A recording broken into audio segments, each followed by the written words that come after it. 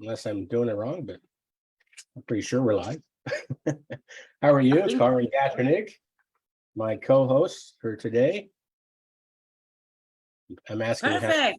you hear me? Okay, good. Yeah. Everything's working. Great. So last week we finished up our abundance tuning shows, or we'll talk about abundance tuning. That finished up last week, so we figured we better find something new to keep talking about because this is kind of fun. And so anybody who's joining us this week, and probably for the next, actually right till the end of the year, unless something happens, but between now and the end of the year, we'll be talking about working with the law. This is a book that was written in 1939 by Raymond Hollowell. I was introduced to it quite a while back now by actually Bob Proctor, and I found it fascinating. It's some great information in this book. He's talking about basically 11 of the universal laws. One of them being, the law of attraction is one of them, but there's quite a few in here that are pretty interesting. Maybe some laws that people haven't ever heard of. And the thing that I find fascinating too about it is really when he's saying working with the law, he's talking about God. Law is God, or the divine, or source, whatever you want to call it, universe. It doesn't matter what it is you're calling it. But he's referring basically to law as being God. And now I don't want people to get the idea this is somehow a religious book, because it's not. All he's doing is pointing out that we operate with universal laws. And, basically, again, those laws are laws that were created by our Creator. And if you follow those laws, you're going to have a pretty good life. If you don't follow those laws, well, it could come around and kind of bite you in the butt, that kind of thing. It's fascinating too going forward because, we're going to talk about it, but I'm not sure it's in this particular chapter, but it is definitely in the book where he talks about how basically violating the law is sin. And, a lot of people believe that when you sin, that God is going to punish you. Well, it's not God that's punishing you, it's the laws, which I guess technically is God. So when you sin, which means you're going against the universal laws, then you're going to somehow be punished or kept stuck somewhere, which could, in a lot of cases, be punishment, right? So any thoughts before I'm going to just start kind of reading some of this there, Karin, and we discuss it as we go through it, but it's a great read. So we're going to probably read the entire thing. They're not big chapters, but great information. So any thoughts before we start on this? You still there? I think we're having internet problems. Yeah, there is a lot of information in there. I hope I'm not stuck anymore here with my Wi-Fi connection. I hope I have a good connection and a stable connection. Yeah, but the information in this book, Working with the Law, is so interesting that the people know that they can create anything they want. So if you talk about punishment, it is not. We create everything and we attract everything. And it's good that we... Whoops. Well, it looks like we've lost Karin. For those who may be just checking in, Karin is in Austria and did go through some pretty serious weather issues. In fact, the storm actually took the roof off her house last week or whatever it was. It's all fixed now, but she also lost the internet for several days, and I think they're still having some issues. But hopefully she will be back. Now, in the meantime, I guess it's kind of up to me to carry on. If there's anybody out there listening in, please say hello and maybe leave your name, because the system doesn't actually tell me your name. But anyways, welcome again. So I'm just going to start reading it, and I'm sure Karin will be back as soon as she can, or you're going to be stuck with just me. So anyways, he starts out, actually, what I wanted to point out too is, he does talk about this being 11 truth principles for successful living. And again, we're talking about universal laws of the universe. So he starts out with a quote from Genesis. It's Genesis 2:4-5.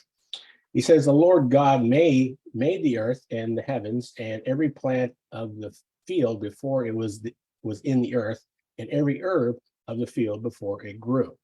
So he's basically saying that, he created everything, and we in hand are also creating our world. As you're going to find out as we go forward. I do believe Karen is coming back. Not sure if she's there or not, but looks like it. Anyways, I'm sure she'll be back. So he goes on to say here, he starts out with saying the question uppermost in the world of thought today is whether a man, or a woman obviously, has the capacity, equipment, and power to control his life. Whether he can be what he wants to be, or whether he is a drop in the great ocean of life. Millions are affected by unemployment, poverty, and want. So I kind of read that wrong because I'm getting caught up because Karen is back. Hi, Karen.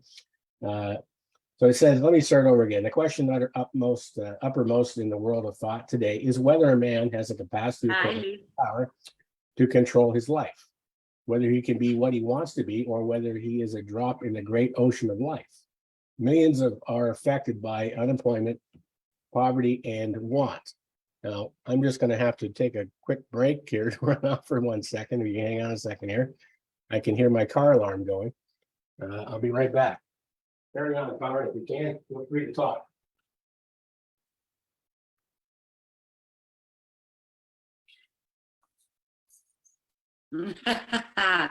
Okay, so so many people live in poverty, and that's what's meant here in this paragraph is many people live in poverty because they think they are punished or victims of circumstances.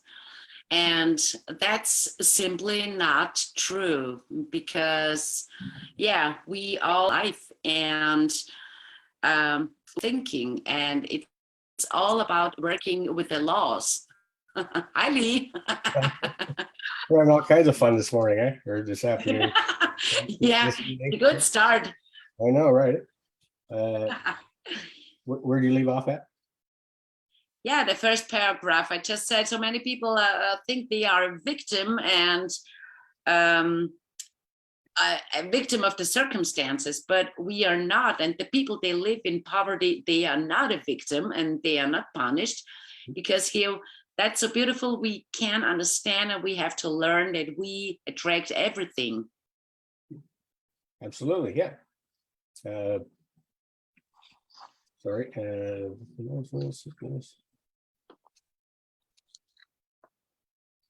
Yeah, so we're just basically starting the second chapter here. You lost me for a moment there. Sorry. So can they help it? That's where we're starting at, right? Can they help it? Okay. Yeah. Well, where we have thousands of homes broken on the rocks of matrimony, can such a breach be repaired? Millions complain of sickness, disorder, and countless forms. All this gives rise to the belief that we are victims, as you just said, right?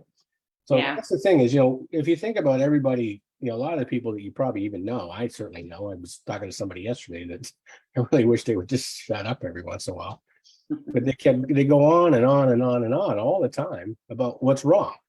And they always want to look at the past and think, geez, this happened and this happened and this happened. And, and it's very sad because, he goes on to say, just like this, that, such belief makes us fatalists and karmic addicts instead of masters and controllers of our destinies. And it's sad because, I listen to these people and there's really never going to be any good coming into their life. Because, again, this goes back to, we're talking about here working with the laws. And as we go forward into this book, we're going to learn that, you want to work with the laws, or like I think we already said in the very beginning here, that going against the law is sin, right? So just in these circumstances alone, where that person is feeling or acting like a victim, it's one thing to be victimized. It's another thing to perpetuate that victim mindset. So doing that, perpetuating that victim mindset is a sin, and nothing good is going to come from it. That's what we're going to learn as we go far forward into this. So fatalistic belief is contagious. And when man submits to its influence, believing that the circumstances around him are stronger than the power within him, the man is defeated before the race is even run. Now, that line there, the fantastic belief, or the fatalistic, belief is contagious. That was actually part of the conversation I was having with that person the other day. I finally said, I don't want to hear this. And Yeah. they looked at me and they think, well, why don't you want to hear it? I said, because number one, it's not doing you any good. And it's not doing me any good having to sit here and listen to it. Yeah, and I think that's a big problem, because so many people talk about the past and what happened, and oh, this is also sad, and they did this to me and they did that to me, but now I'm gonna change everything. And I had a conversation like that also yesterday, and I said, okay, but why do you talk about that? So the people don't understand the law that they hang on to the vibration of the past, so they attract more of it. More of the same, right? Yeah, Yeah. Maybe we were talking to the same person yesterday. maybe. So he goes on to say, in the history of the race and the biography of man. Now, keep in mind, this was written in 1939. So when he says man, I'm sure that if it was written today, it'd be a person or men or women, things like that. So it may be a little political. I'm sure he meant the human. Human, there you go. Human. So in the history of the race and the biography of man or human, there is a long list of evidence of man overcoming circumstances and meeting his problems of life. Evolution and anthropology alike furnish the truth that man is responsible for what he is. He has the power to control the circumstances, and by using this power, he has created other circumstances more necessary in his upward climb.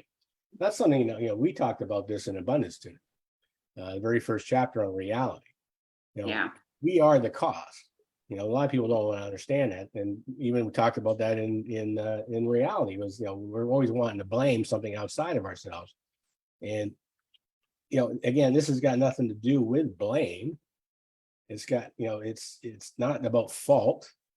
It's about understanding. If you're constantly focusing on what's wrong and not taking any kind of responsibility for it, well, it's not going to change, right? And that's the thing. That's again what we talked about in Abundance today. So evolution and anthropology alike furnish the truth that man is responsible for what he is. What we're saying, right? So again, he has the power to control his circumstance, and by using this power, he has created other circumstances more necessary in the upward climb. Now, yet some, not sure that we create our circumstances, are rather prone to think that they are caused by heredity, karma, environment, or numerous other external things. Always blaming somebody else, right? Mm-hmm. I'm sure you agree. Again, this goes back. You hear this a lot from a lot of the people that we come into contact with. Now, these are the real reasons they think for our failures. They believe in the natural limitations of life. They live in the conviction that as we are, so we must remain. They are sure that what is to be will be. So they're convinced. And again, this has nothing to do with blame or fault. It has more to do with, understanding and awareness. Basically everything in your world is a reflection of how you were conditioned to see the world, right? So hopefully from what we're helping people understand today is that by following the laws in this book that we're talking about, you can change that reality. You can make a difference. So there is no such thing as, again, where they say they're sure that what is to be will be. No, it can be whatever you decide it to be, right? Yeah.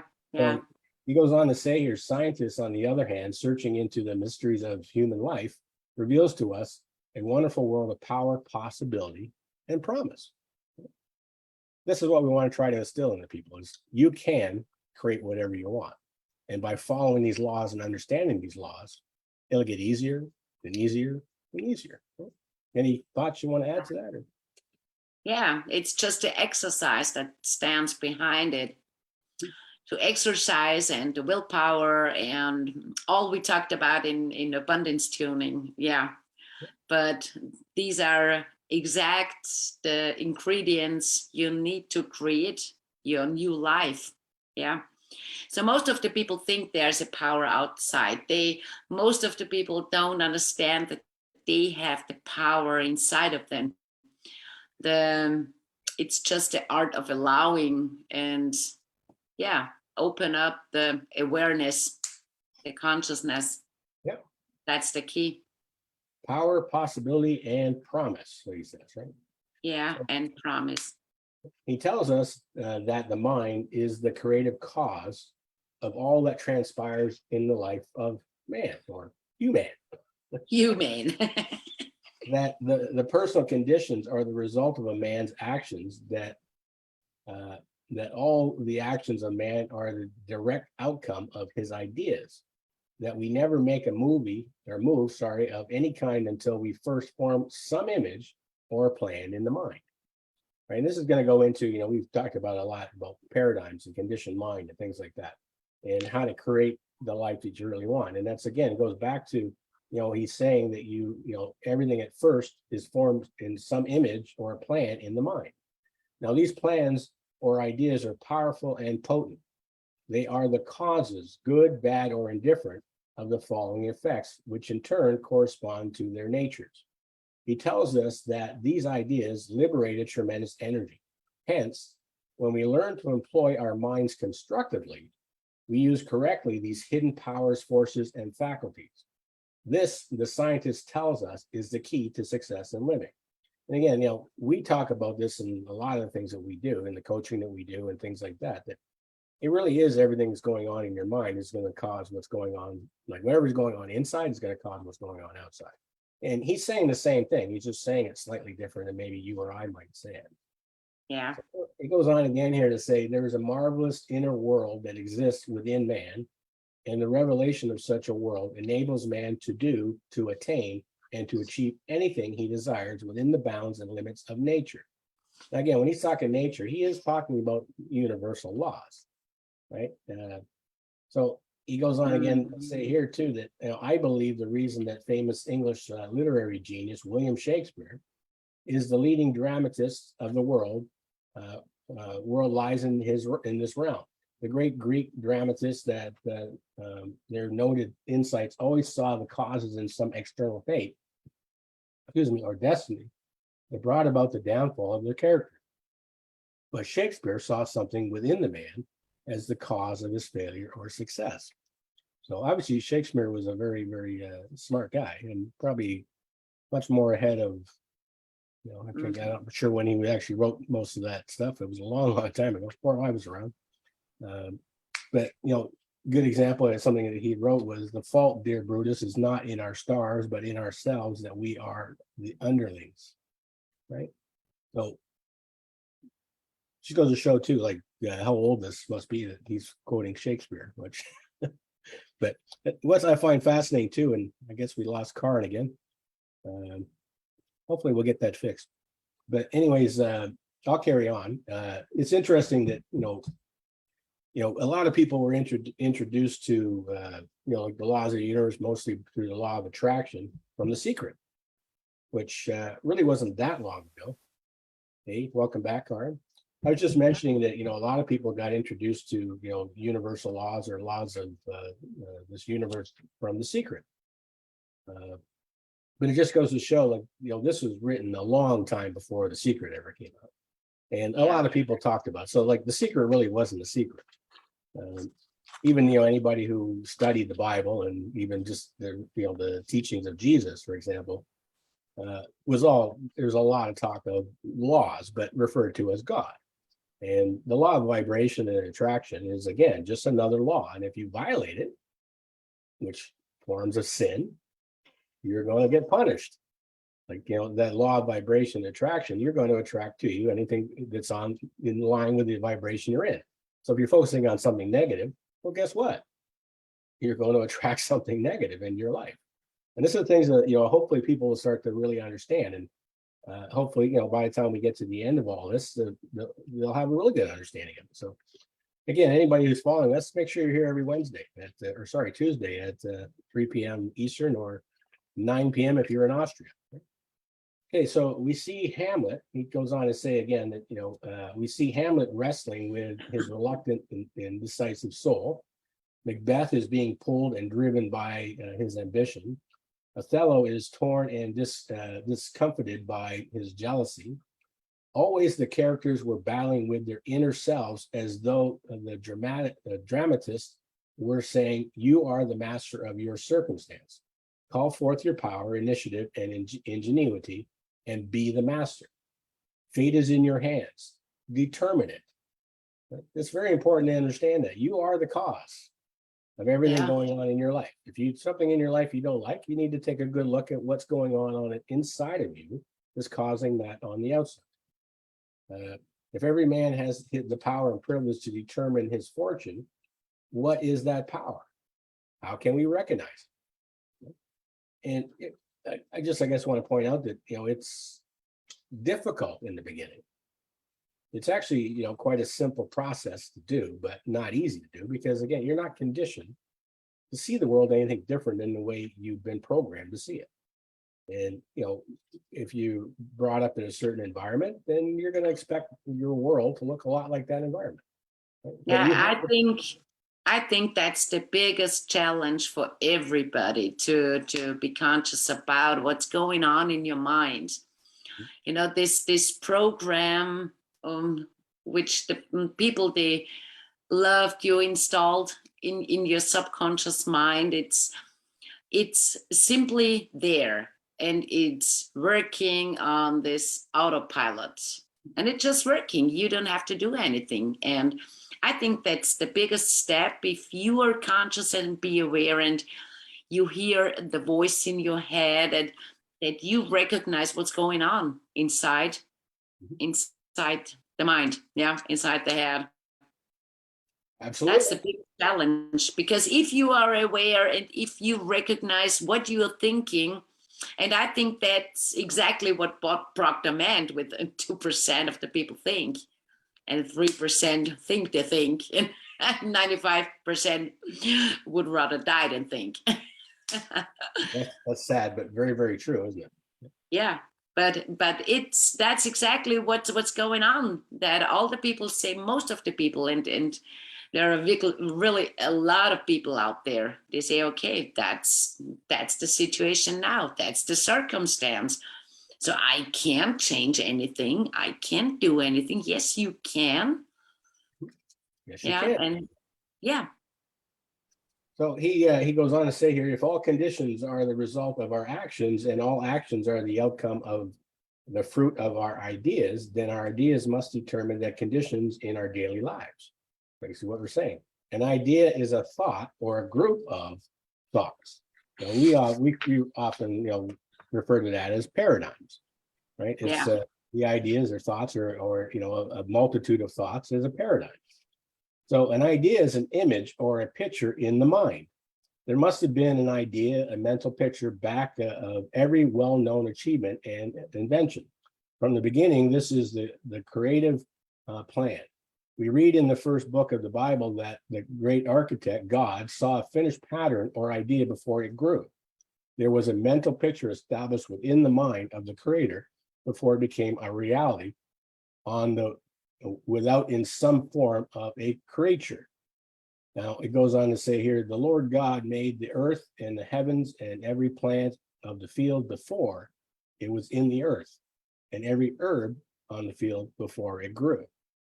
So, this is the same thing when you start getting into the law of vibration and attraction. You build that picture, you get emotionally involved with that picture. So he's talking about God creating basically the heavens and the earth. Well, in God's mind, he saw it already complete. Yeah. And again, we are created in God's image, and therefore on this physical planet where we live, it's the same thing. We can create anything by seeing it in our mind first. And we'll get into it probably later on a little bit, but you don't have to know how to do all that. All you need to have to do is be able to picture it and have a belief and understanding of these laws that are given to us, or we're governed by, that it will all come true into your life as long as you have faith in your heart, that vibration, that energy. Yeah, that's so true. And it's so wonderful if you experience the power that's within a visualization. If you see a picture and then on one day you wake up and then you can tell yourself, what the hell happened here? It's here, it's done, here it is. Yeah. and everything we create is a picture in the mind. And this is so wonderful. The people should know what power this picture in the mind has and how much it affects their life as a whole. It's a major factor in our lives, isn't it? Absolutely. So he says here, every architect and builder follows the same plan, whether he is building or planning a house, a bridge, an institution, or his own life. Every man is his own designer and builder. Like the creator, he makes his creations within before they materialize on the outside. Now, all fears of sickness, poverty, and old age are impressions, ideas, and mental pictures long before they become painful realities. That goes into, I was having this conversation again, even with that person I was talking about yesterday. Ailments and sicknesses, there's lots of reasons for them, but having a happy, healthy mind is going to cause, if you have an ailment, for it to improve quicker. Or it may actually keep you from getting the ailment in the first place. You're going to find most people that they're in the hospital have, not only are they suffering from something, but they're probably suffering from something they've been holding on to their entire life. Now, that doesn't, again, it's got nothing to do with fault or blame. It has to do with understanding. And the more you understand this, the more you can change that. So that's exactly what he's saying here is, all fears of sickness, poverty, and old age are impressions, ideas, and mental pictures long before they become painful realities. Yeah. Every idea and mental picture must produce after its own kind, whether the picture is good or bad. The law determines it's so. The law does not question, give to it. It only knows that it must take what is offered or planted and then proceed to materialize it into a visible form. Right? So be careful what you're thinking about. Yeah. Well, this is the thing too, is, I hear people, and I think he talks about it here too, is, if it's God's will. No, you are given free will. God's will is whatever you are asking for, good or bad. Yeah. And that's the big difference. Yeah. We ask, and the universe is giving us whatever we ask for. The problem is we're usually asking for what we don't want. Mm-hmm. You get somebody gets down on their knees and say, "Oh, dear Lord, help me pay my bills." Mm-hmm. Well, the universe, God, source, divine, again, it doesn't matter to me what you call it, is responding to the vibration and not the words you say. So, Yeah. Dear Lord, help me pay my bills. Your vibration is I have no money. I'm stressed. I'm living in fear. I'm worried I'm going to get evicted from my home. I can't pay my bills. Well, guess what?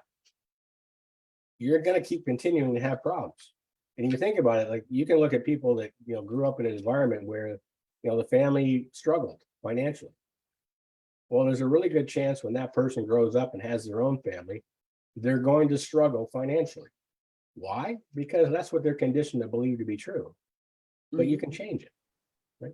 And again, it goes from the understanding and the awareness of what's happening out there. It says every idea and mental picture must produce after its own kind, whether that picture is good or bad, right? Exactly. The law does not question or challenge the kind of picture that we give to it. It only knows that it must take what is offered or planted and proceed to materialize into your visible form. We're doing it all the time. That's the thing. I hope people start to grasp that is it's working 24 hours a day, 7 days a week. It doesn't take a break. Whatever vibration you're in, you're attracting. So, I always try to get people to, it's having a negative thought, just turn it around. Say the opposite. Start telling yourself the exact opposite. It's a wonderful day. Everything is great. Everything that you want is here. It's already here. And guess what? It'll start to show up. So it says some men can visualize great engineering achievements if they do not know that by the same method, they can overcome their diseases. Again, I was just talking about illnesses, people in hospitals, right? You see it. You see people that, get into some kind of an accident or have some serious health issues. And people say, oh, they're not going to make it, or they're going to be this, or they're going to be crippled, or they're going to be something. But then they don't, because they have the right attitude. They start to think, you know what? I'm going to learn what caused this in the first place, and I'm going to overcome it. And I'm going to go on and I'm going to live a happy, healthy life.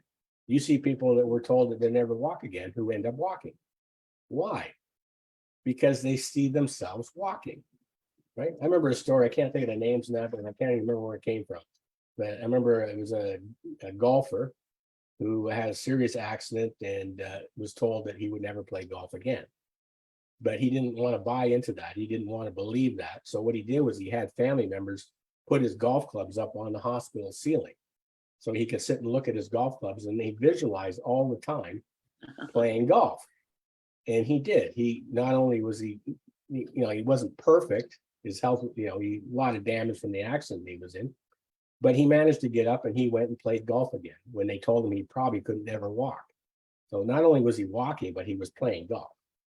Probably not as good as he did when he was really playing golf, but he still, through his mind, got himself out of that bed and onto that golf course. So we can all do that. That's not something that's special to any one person. It's something we can all do, right? So, when he says here, to overcome their diseases and despairs and enjoy the health and happiness they long for. Mechanical engineering is the same as mental engineering. They are both dependent wholly upon a creative intelligence. Mental photography, like mechanical photography, produces exactly what it sees. A picture of a homely, unsightly person never turns out to look like a beauty pageant winner, nor does the little, short person look tall and large on a photograph. A picture of black will not be white, neither can negative, destroying ideas produce constructive and positive results. If the ideas are negative, they will in turn create negative results. Now, there's a whole story in here talking about a woman and a house and stuff. I'm just going to skip that part of it and carry on down a little farther on the next page. And he says, as we assimilate in mind these ideas of mental pictures, we knowingly or unknowingly exercise a power to produce them. This creative process continues working night and day until the idea is completed. We cannot picture thoughts of poverty, failure, disease, and doubt and expect in return to enjoy wealth, success, health, and courage. It just can't be done. Any more than the photographer can take a beautiful picture of a homely creature. Any thoughts? That's simply not possible. That it doesn't work. That you have this poverty consciousness and you want to create abundance and success and wealth and health and everything you want. It's simply not possible. Yeah.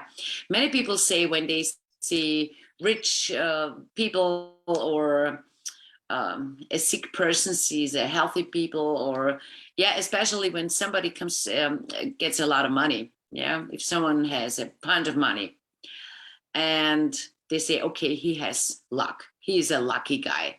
Right. No, he is not, because those people, they always think, and I think that's a big false belief, that God or universe is sitting above us and the universe says, okay, you can be rich, you not. And that's not true. Yeah. We all have the possibility for everything. I always like that statement. It's from the Upanishads, one of the very first books, where it says, from abundance, he took abundance, and yet abundance remained. Like, there is no shortage of anything. Yeah. If you're lacking, it's because of your thinking. Right? Yeah. So it says here, too, the creative principle is summarized in a sentence found in Proverbs. It reads, as a man thinketh in his heart, so is he. And I find this kind of stuff fascinating, is, again, like, from a religious point of view, you're going to read a lot of what's in the Bible or what Jesus might have said and see it more from a religious side of things. But the reality is, if you take the religion out of it and just study it and think for yourself, all the answers are already there. Yeah. And they always have been, right? We're talking like Jesus, that's 2,000 years ago, right? And, again, like, even, we're talking about most people in today's world got a lot of their thinking from, The Secret, the movie The Secret, Rhonda Byrne. Great movie, really brought a lot of things to light for people. But think about this: as a man thinketh in his heart, so is he. This is in Proverbs. We're talking Mhm. thousands of years ago that this was written. Right? That's the secret right there. Yeah, As a man thinketh in his heart, exactly. so is he. Right. Yeah. So it goes on to say, well, you may have read or heard that statement before, as it's been taught and expounded by philosophers of every age. You may have tried to prove the statement by reading from your memory all negative thoughts, but because it took a determined and persistent effort, you wearied. Then you drop back into the current of old uh, conditions and ideas, and if anything, became worse off than before. Now that goes back into what we're talking about when it comes to paradigms and conditioning. Right? He's basically saying exactly that, right? Like, Exactly. Yeah, that's exactly the everything we know and we heard about the paradigms. This falling back in the old self and falling back in the old programmings. It's always the same. If you want to be a different person, you have to be the different person. You have to live like the new person want to live, and you have to see the world like you want to see it. But if you always do the same things, you can't expect a different outcome. that's right. Yeah. Yeah. I just noticed in the chat somebody wrote "as a man thinketh." Sorry, it doesn't have the names on here for me. It's a system we're using, doesn't show the names. So, but anyways, yeah, as a man thinketh, exactly. And James Allen put together a great book, very tiny little book, as a man thinketh. I was actually, now that I'm thinking about it too, that might be something that we could do another little broadcast on. Oh, hey, Richard, how are you? It's Richard. Hi, Richard.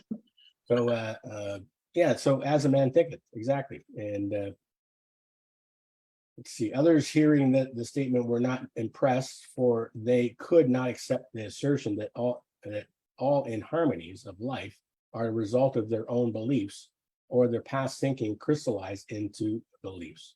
And again, that's what we're talking about. This is absolutely the truth. And anything that you and I actually have been coaching people on, and even abundance tuning, talks all about Yeah. this. Right? Yeah. They prefer, these same people, they prefer to blame this upon something or someone else. Happens all the time. Even God is given a share of the blame. Like, think how many people get on their knees and say, "Oh, why have you forsaken me?" He hasn't, or it hasn't. Mm-hmm. You've forsaken yourself, is what it is. Right? Yeah. It's Yeah. a beautiful Exactly. lesson to understand that, anything and everything you could ever imagine is already here. But you got to get out of the way. Your old stuff, your old self has to get out of the way to allow it in.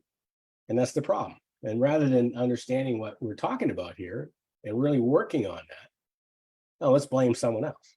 Let's blame God. Oh God, why have you forsaken me? Or blame the next door neighbor, or blame this person, or blame that person.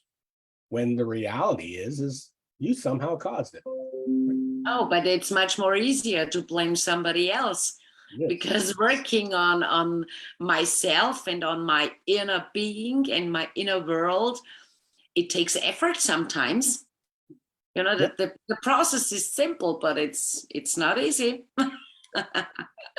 He goes on to say here that there are others who believe that in God's good time, meaning that when God gets around to it, or when God decides to give you whatever you want, right?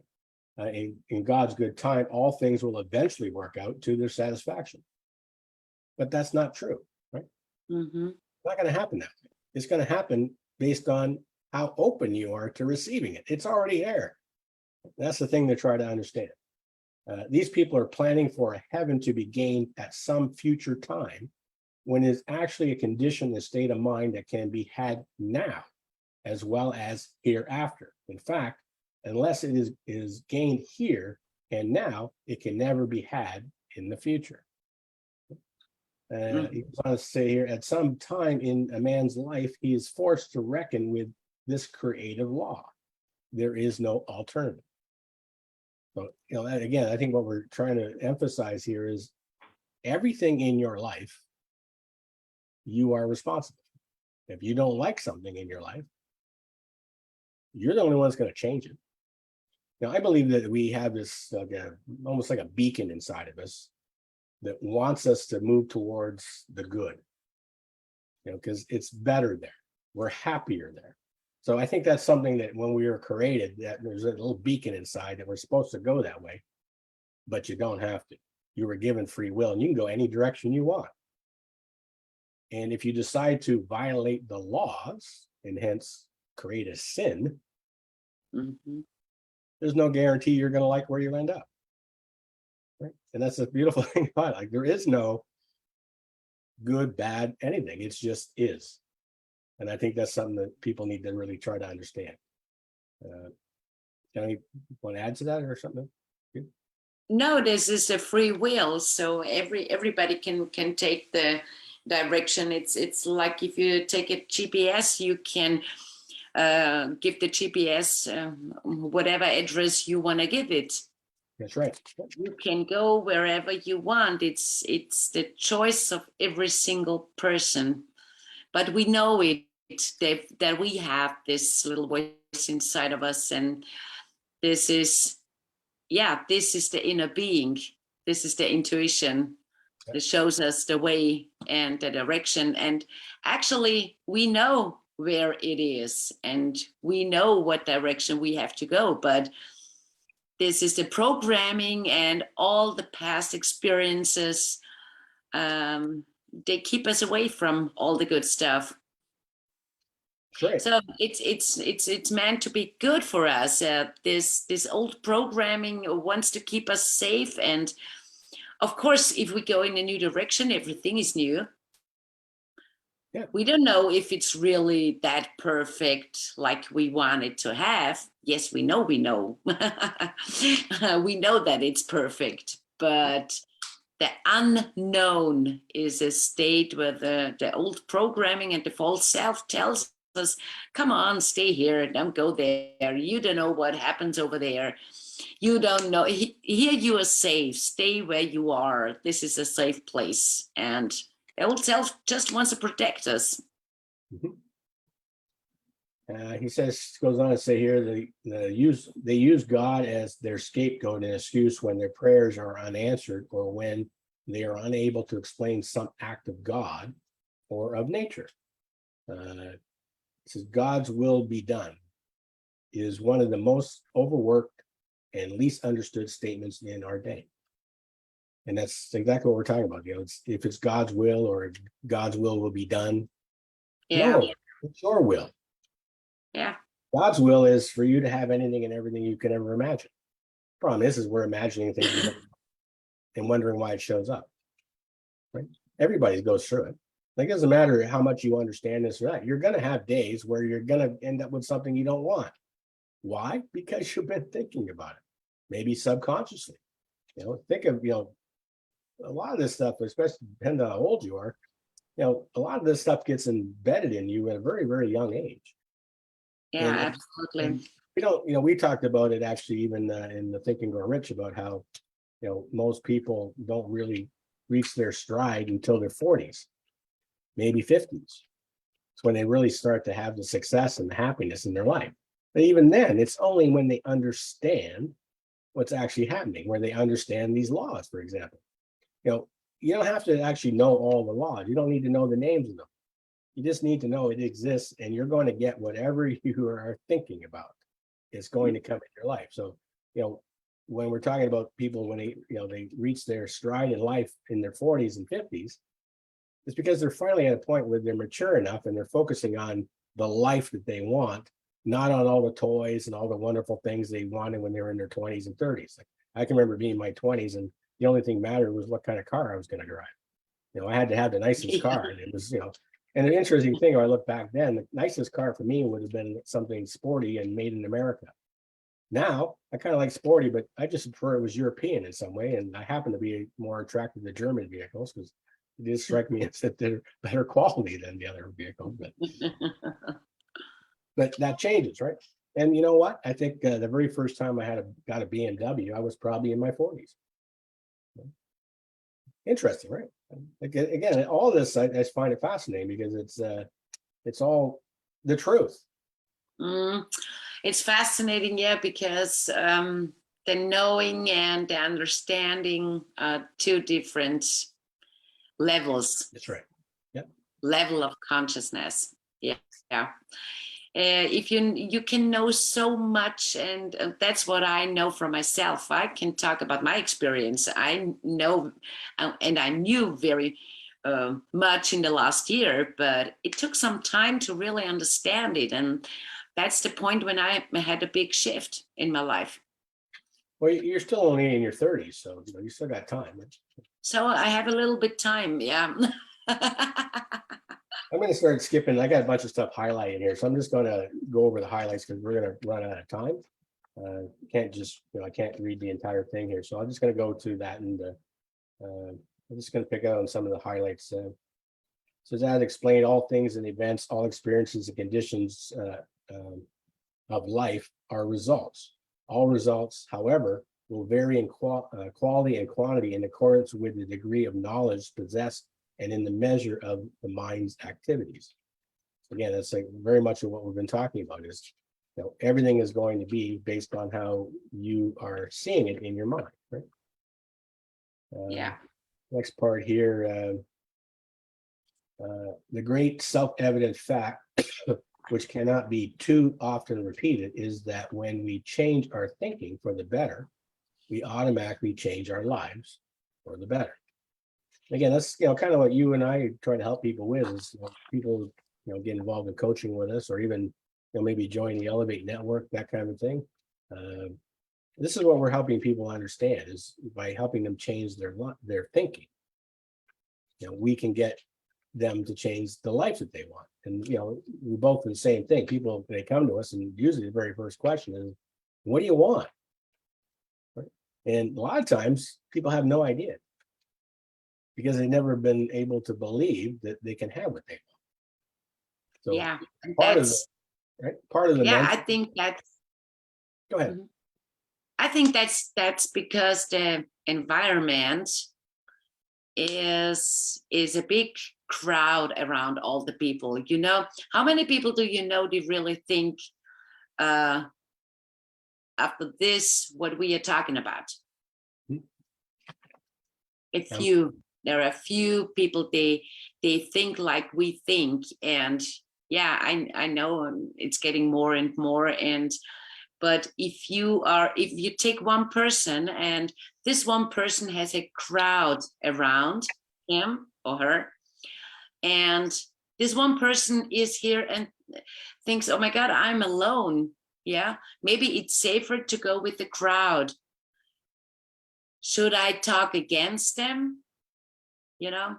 And I think that's a big challenge too for most of the people to allow themselves to think different.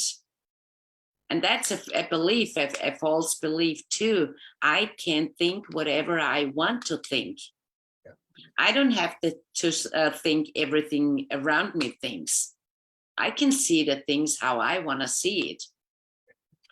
But sometimes that's a big block for the people. It can be to very think by their own. Yeah. When you're talking about groups of people like that, there's that old saying that if you see a mass of people going in one direction and 2 or 3 people going in the other direction, go in the other direction, because those people are thinking and they probably have somewhere they're going. Whereas the people in the masses, you think about you're in a city, like I'm thinking of downtown Toronto at the moment, and it's lunchtime. Like there could be nobody on the street, and then all of a sudden it's packed because everybody is going for lunch, right? And why? Like, why is everybody going for lunch at a certain time? Like, why are they going? And they all end up going to the same places and repeat the same thing. And they might have 2 or 3 different restaurants, but they always go to those 2 or 3 restaurants with their friends, and they talk about the same things. Usually, they're complaining about other coworkers or their bosses. It's crazy. And then you get other people that say, you know what, I'm going to go and do this on my lunch hour. I'm going to do something different that's going to help me get farther in life. Those are the ones you want to follow. Yeah, exactly. Yeah. He goes on here and he says, breadth of thought, wide and tolerant views, wholesome convictions, and expanding conceptions are signs of growth. And he says the small mind, however, need not remain small or undeveloped. It can grow and expand and ultimately become great. Because again, you're not stuck. We're not stuck with whatever we have. You're only stuck if you think you're stuck and you can't change it. And I can tell you right now, I'm sure you say the exact same thing, is you can get out of being stuck. It just takes a little work. And like we've already said that, this is what we do. We help people become unstuck. Yeah. And it's an exciting career that we've chosen. And of course, if anybody wants to talk to us about that, well, reach out. We can do that. What else we got here? So yeah, Jesus tells us that the universal mind has definite intentions. He says, "Fear not, little flock. It is your Father's good pleasure to give you the kingdom." This is Jesus telling you God wants to give you the entire kingdom. Yeah. But why don't we take it? Because we're conditioned not to. And not by God, by the environment we grow up in. Somebody has a bad. It's also the conditioning: we are not enough. We don't deserve. That's right. We are not worthy. Yep. There goes. Just again, I'm just picking up some highlights here. It says, whatever works for the universal good will work for the individual good, for the individual's health and happiness, on this same principle, the principle that which bless the whole will bless all its parts. Right? So anybody who's very, very successful is just somebody who has followed the laws. Yeah. Now, you're going to get people that are very successful who didn't follow the laws. But you know what? They're not going to have a lovely life as they go forward. Something terrible is going to happen to those people. You can't go out and treat people badly and expect to have a wonderful life. You won't. You find these are the people that have terrible home lives. They end up, you find some of them end up in prison, things like that, right? So it's going, let's see, when our intentions becomes reconciled or cooperative with the universal intention, then we become an expression of all that good. This is working with the law.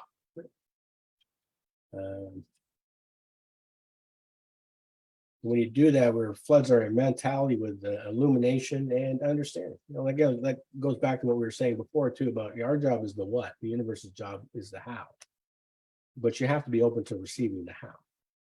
Yeah, we have to know what and why. That's like, I'm a big fan of the idea of vision boards.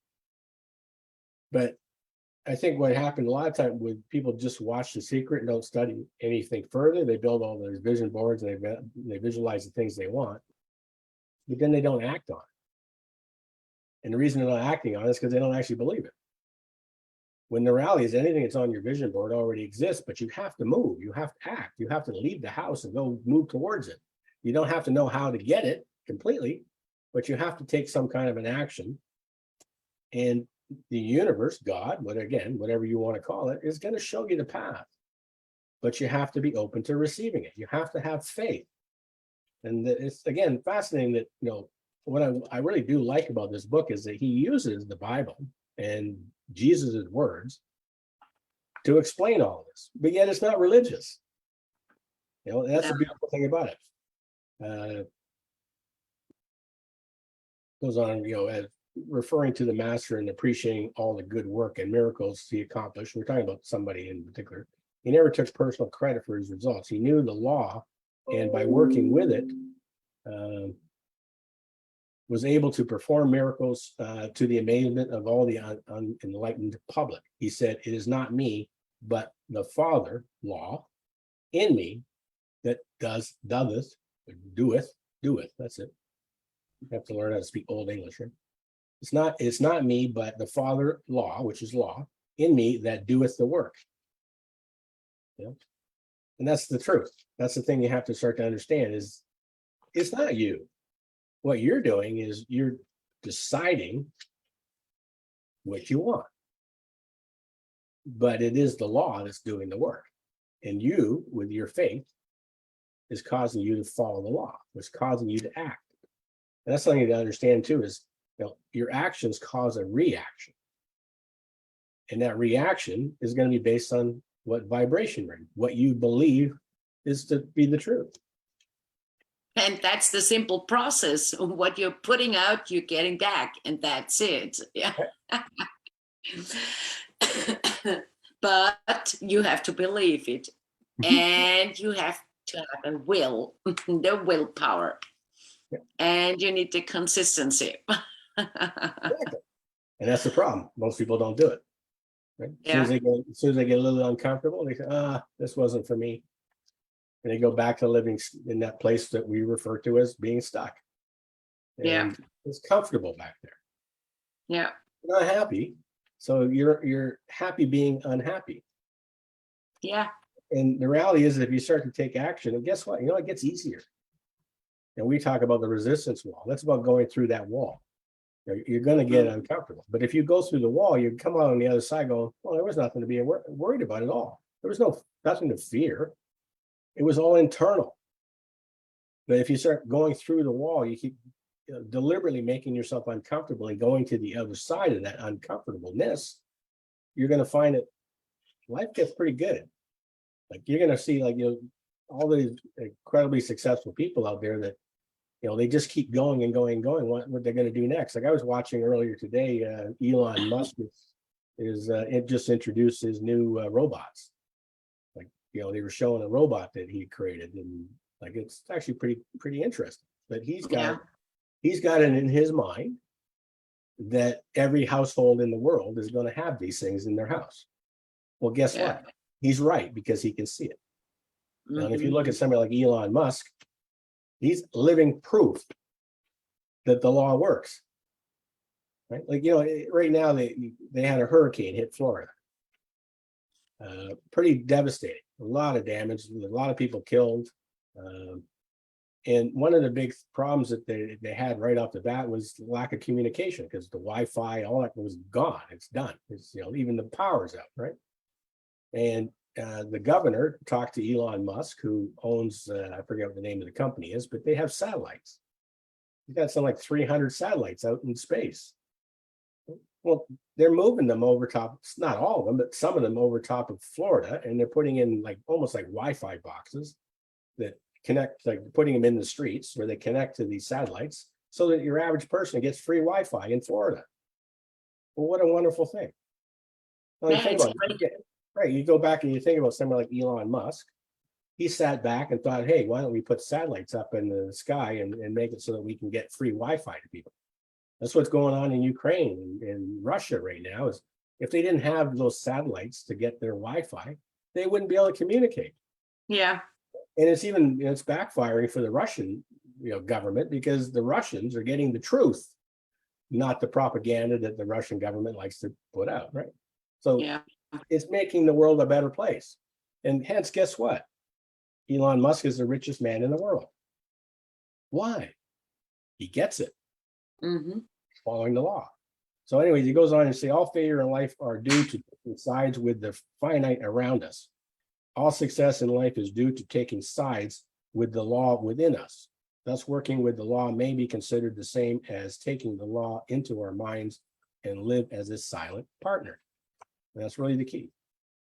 So we're at the end of the thing here. I'm just going to read what's left here. That Bob knows. We may realize from this lesson that we have the capacity for, we can think, and in our thinking, create desires and ideas. And then the very last paragraph here, the universal power of mind is endowed with within each and every one of us. All that we may ever desire to have and to be is ours for the asking, as we correctly apply the law of life, the law of mind. When a circumstance arises, we are not to come under it, to submit to it in servitude, but we are to surmount it, to overcome and master it by exercising the creative law of thinking, and thus grow in wisdom and power. As for Dr. John Murray so often said, we are according to our systems of ideas. Yeah, that's beautiful. It's a great book. I think we're off to a good start with this. Again, there's 11 laws. That was mostly just an introduction to working with the law, but there's 11 laws that we're going to carry on with. And next week, it's going to be the law of thinking, which again, I think every chapter in this book is very interesting to start with. So I hope you can join us again. We'll be back here again next Tuesday at 3 p.m. Eastern and 9 p.m. if you're in Austria. And I guess that would be noon in California, and anyways, 3 p.m. Eastern.